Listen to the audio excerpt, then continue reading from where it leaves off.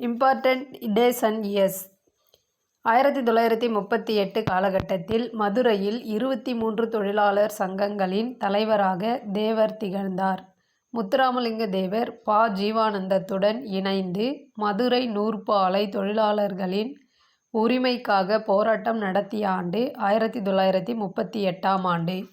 முத்துராமலிங்க தேவர் 2 முறை பர்மா சென்ற ஆண்டுகள் 1936, 1955.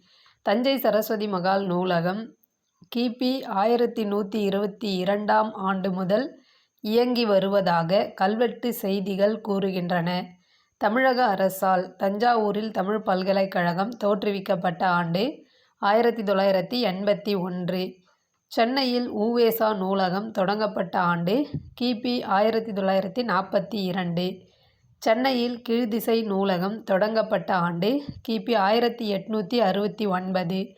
தமிழ்நாட்டின் மைய நூலகமான கன்னிமாரா நூலகம் சென்னையில் தொடங்கப்பட்ட ஆண்டு கிபி 1896. சென்னை வள்ளுவர் கோட்டம் கட்டுமானப் பணிகள் தொடங்கி முடிக்கப்பட்ட ஆண்டுகள் கிபி 1973 தொடங்கி 1976 முடிக்கப்பட்டது.